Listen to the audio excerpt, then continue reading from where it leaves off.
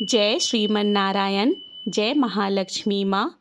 आइए सुनते हैं मार्गशीर्ष महीने अर्थात अगहन मास के गुरुवार की महालक्ष्मी माँ की व्रत कथा, जो कि बहुत ही ज़्यादा फलदायी है। महालक्ष्मी व्रत की यह कथा भारतवर्ष के सौराष्ट्र देश में द्वापर युग की कहानी है। सौराष्ट्र में उस समय भद्रश्रवा नाम के राजा थे। वे बड़े पराक्रमी राजा थे। उनकी रानी का नाम सुरचंद्रिका था। रानी बहुत ही ज़्यादा सुंदर, अच्छे लक्षणों वाली तथा पतिव्रता स्त्री थी। उन दोनों को 7 पुत्र तथा उसके बाद एक कन्या का वरदान मिला। कन्या का नाम था श्यामबाला। एक बार महालक्ष्मी जी के मन में आया कि जाकर उस राजा के राज प्रसाद में रहें। इससे राजा को दुगनी धन दौलत की प्राप्ति होगी और वह इस धन दौलत से अपनी प्रजा को और भी सुख दे पाएगा। गरीब के घर अगर रहे और उसे धन दौलत प्राप्त हो तो वह स्वार्थी की तरह केवल अपने ही ऊपर खर्च कर देगा। यह सोचकर श्री महालक्ष्मी जी ने बूढ़ी ब्राह्मण स्त्री का रूप धारण किया। हाथ में लाठी लिए लाठी के सहारे रानी के द्वार तक पहुंची। यद्यपि उन्होंने बूढ़ी औरत का रूप धारण किया था, पर उनके चेहरे पर देवी का तेज था। उन्हें देखते ही एक दासी सामने आई। उसने इनका नाम, धाम, काम, धर्म पूछ डाला। वृद्ध ब्राह्मण का रूप धरिता माता लक्ष्मी ने कहा, बालिके, मेरा नाम कमला है। मेरे पति का नाम भुवनेश है। हम द्वारिका में रहते हैं। तुम्हारी रानी पिछले जन्म में एक वैश्य की पुत्री थी। वह वैश्य गरीब था। दारिद्र्य के कारण हर रोज घर में झगड़े होते थे तथा उसका पति रोज उसे मारता था। इन बातों से तंग आकर वह घर छोड़कर चली गई थी तथा वन जंगल में खाली पेट भटकने लगी। उसकी इस दुर्दशा पर मुझे दया आई। तब मैंने उसे सुख संपत्ति देने वाली श्री महालक्ष्मी की कथा सुनाई। मेरे कहने पर उसने श्री महालक्ष्मी का व्रत किया। श्री महालक्ष्मी प्रसन्न हुई। उसकी गरीबी दूर हुई। उसका घर संसार दौलत संतति संपत्ति से भर गया। बाद में पति पत्नी दोनों परलोक सिधारे। लक्ष्मी व्रत करने के कारण वे लक्ष्मी लोक में रहे। उन्होंने जितने साल महालक्ष्मी का व्रत किया, उतने हजारों साल उन्हें सुख भोग मिला। इस जन्म में उनका जन्म राजघराने में हुआ है, परंतु वह श्री महालक्ष्मी का व्रत करना भूल गई है।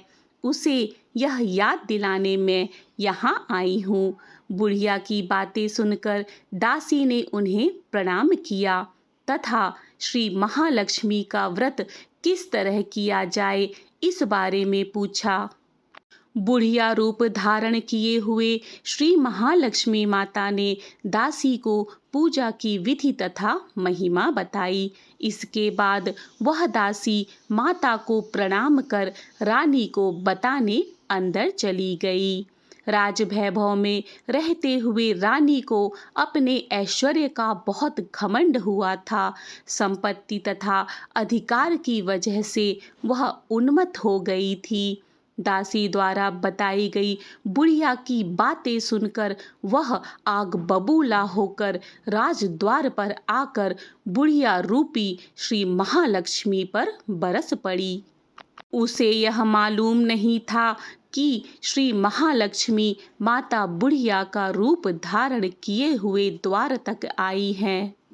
परंतु रानी का इस कदर रूखा बर्ताव तथा अपना अनादर देखकर माता ने वहाँ ठहरना ठीक ना समझा। वे वहाँ से चल पड़ी। राह में उन्हें राजकुमारी श्यामबाला मिली। उन्होंने श्यामबाला को सारी बात बताई। श्यामबाला ने अपनी ओर से श्री महालक्ष्मी माता से माफ़ी मांगी। माता को उस पर दया आई। उन्होंने श्यामबाला को श्री महालक्ष्मी व्रत के बारे में बताया। उस दिन अगहन मार्गशीर्ष माह का पहला गुरुवार था।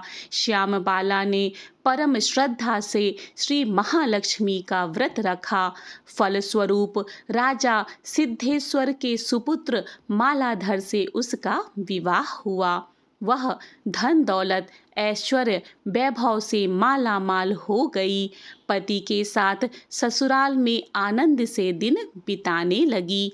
इधर श्री महालक्ष्मी का रानी पर प्रकोप हुआ।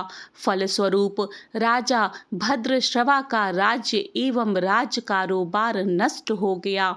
वहाँ खाने तक के लाले पड़ गए। ऐसी स्थिति में एक दिन रानी ने राजा से निवेदन किया, हमारा दामाद इतना बड़ा राजा है, धनवान है, ऐश्वर्यशाली है, क्यों ना हम उसके पास जाएं, अपना हाल उसे बताएं, वह हमारी जरूर मदद करेगा। इस बात पर राजा भद्रश्रवा दामाद के पास रवाना हुए। राज्य में पहुंचकर एक तालाब के किनारे थोड़ी देर विश्राम लेने के लिए ठहरे। तालाब से पानी लेते आते जाते लोगों ने उन्हें देखा। उन्होंने विनम्रता से उनकी पूछताछ की। जब उन्हें यह मालूम हुआ कि वे रानी श्यामबाला के पिता हैं, तो दौड़ते हुए जाकर उन्होंने रानी को सारी बात बताई। रानी ने दासी के हाथ राज परिधान भेजकर बड़े ठाठ से उनका स्वागत तथा आदर सत्कार किया, खान पान करवाया। जब वे लौटने लगे तो सोने की मोहरों से भरा घड़ा दिया। राजा भद्रश्रवा जब वापस लौटे तो उन्हें देखकर रानी सुर चंद्रिका खुश हुई। उन्होंने सोने की मोहरों से भरे घड़े का मुंह खोला, पर हे भगवान, घड़े में धन दौलत के बदले कोयले मिले। यह सब श्री महालक्ष्मी के प्रकोप से हुआ। इस प्रकार दुर्दशा में और कई दिन बीत गए। इस बार रानी स्वयं अपनी कन्या के पास गई। वह दिन अगहन माह का अंतिम गुरुवार था। श्यामबाला ने श्री महालक्ष्मी का व्रत किया, पूजा अपनी माता से भी व्रत करवाया। इसके बाद रानी अपने घर आई। श्री महालक्ष्मी का व्रत रखने पर उसे फिर से अपना राजपाट, धन दौलत, ऐश्वर्य प्राप्त हुआ। वह फिर से सुख शांति आनंदमय जीवन बिताने लगी। कुछ दिनों बाद राजकन्या श्यामबाला अपने पिता के घर आई।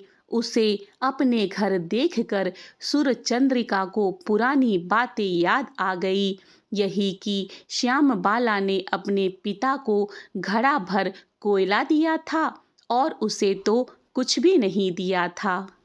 इसी कारण श्यामबाला को पिता के घर आने पर उनका कोई आदर आतिथ्य नहीं हुआ, बल्कि अनादर हुआ।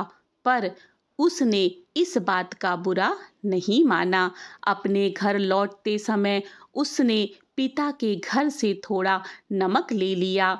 अपने घर लौटने पर उसके पति ने पूछा, अपने मायके से क्या लाई हो? इस पर उसने जवाब दिया, वहाँ का सार लाई हूँ। पति ने पूछा, इसका मतलब क्या हुआ? श्यामबाला ने कहा, थोड़ा धीरज रखें, सब मालूम हो जाएगा। उस दिन श्यामबाला ने सारा भोजन नमक डाले बिना बनाया और पति को परोसा। पति ने खाना खाया। सारा खाना नमक के बिना बना था, इसीलिए स्वाद नहीं आया। फिर श्यामबाला ने थाली में नमक डाला, इससे सारा भोजन स्वादिष्ट लगने लगा। तब श्याम बाला ने पति से कहा, यही है वह मायके से लाया हुआ सार। पति को उसकी बातें सही लगी। फिर वे दोनों हंसी मजाक करते हुए भोजन करने लगे। कहा गया है कि इस तरह जो कोई भी श्रद्धा भाव से श्री महालक्ष्मी जी की पूजा करे उसे माता की कृपा प्राप्त होती है, सुख संपत्ति शांति प्राप्त होती है, सभी मनोकामनाएं पूरी होती हैं। परंतु यह सब प्राप्त होने पर माता की पूजा को भूलना नहीं चाहिए। हर गुरुवार को व्रत पाठ अवश्य करना चाहिए। इस तरह श्री महालक्ष्मी की महिमा भक्तों की मनोकामना पूर्ण करती है। इति श्री महालक्ष्मी प्रथम व्रत कथा। अब आइए सुनते हैं मार्गशीर्ष महीने की दूसरी कथा।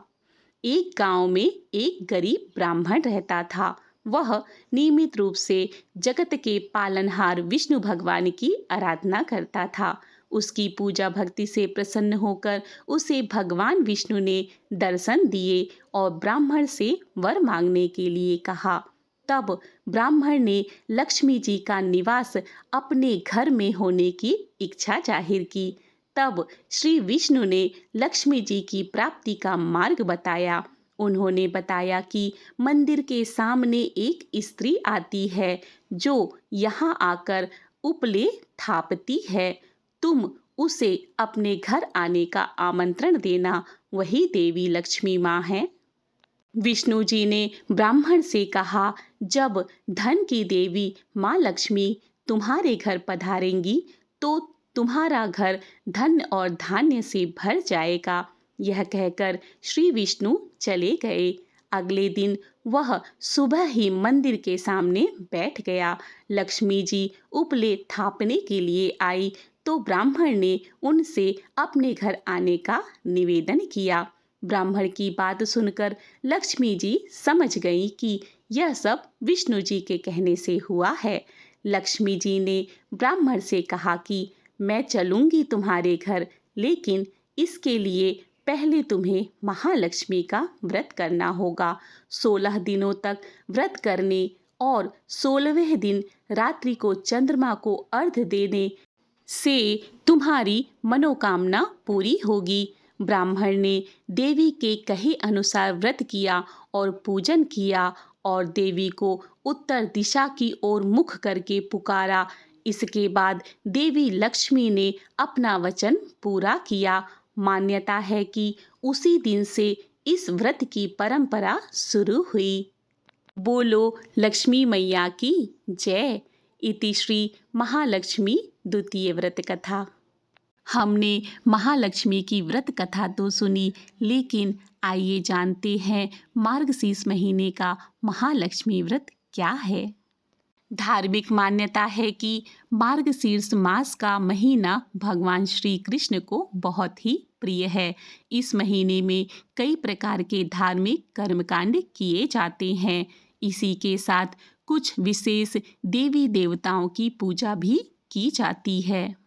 इस माह में पड़ने वाला प्रत्येक गुरुवार अपने आप में बहुत महत्वपूर्ण स्थान रखता है, जैसे कि सावन के महीने में सोमवार।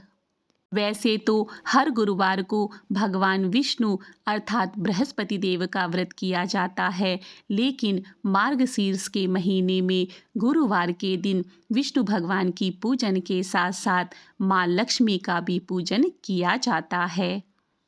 मार्गशीर्ष माह का शुभ फल पाने के लिए प्रत्येक गुरुवार को माँ लक्ष्मी की पूजा करने का विधान है।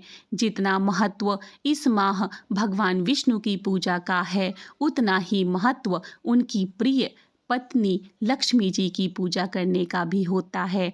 माना जाता है जो भी मार्गशीर्ष माह के गुरुवार को माँ लक्ष्मी के निमित्त व्रत रखता है, उसके जीवन में माँ लक्ष्मी की कृपा बरसती है। इस दिन अपने द्वार पर रंगोली बनाइए और माता के स्वागत की तैयारी कीजिए। यदि माँ लक्ष्मी को मार्गशीर्ष माह में आपने अपनी भक्ति से प्रसन्न कर लिया तो ऐसे लोगों के घर पे गरीबी का साया कभी नहीं मंडराता। इसी के साथ इस महीने तुलसी के पेड़ के पास रोज शाम को सूर्यास्त के बाद घी का दीपक जलाना चाहिए। इससे माँ लक्ष्मी और भगवान विष्णु दोनों का ही आशीर्वाद प्राप्त होता है। अब आइए जानते हैं किस प्रकार करें मार्गशीर्ष माह में माँ लक्ष्मी की पूजा। सबसे पहले स्नान करके स्वच्छ वस्त्र धारण करें। उसके पश्चात धन की देवी माँ लक्ष्मी की प्रतिमा एक चौकी पर स्थापित करें। उसके बाद कुमकुम, चावल, रोली, फूल, मेवे, मिठाई आदि उनको अर्पित करें।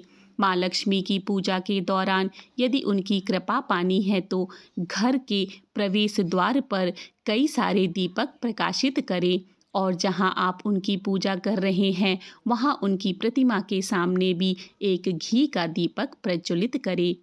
मान्यता है कि इस दिन एक समय के लिए माँ लक्ष्मी अपने भक्तों के घर में प्रवेश करती हैं। इसीलिए लोग इस दिन चावल के लेप से बनी आकर्षक रंगोलियां घर के द्वार पर बनाते हैं। पहले गुरुवार को चावल के लेप से बनी इस रंगोली में माँ लक्ष्मी के चरण चिन्ह को अवश्य बनाएं।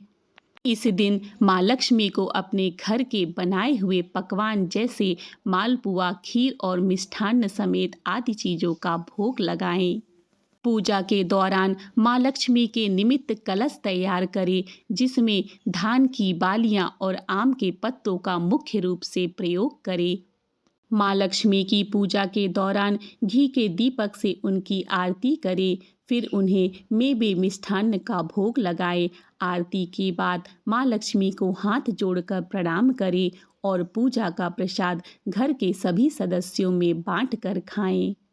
इस तरह से मार्गशीर्ष महीने की महालक्ष्मी की व्रत कथा एवं पूजा विधि की जानकारी संपन्न होती है। इसी तरह की धार्मिक जानकारी के लिए मेरे चैनल को सब्सक्राइब करें। मिलते हैं अगली धार्मिक जानकारी के साथ। जय श्री कृष्ण। राधे राधे।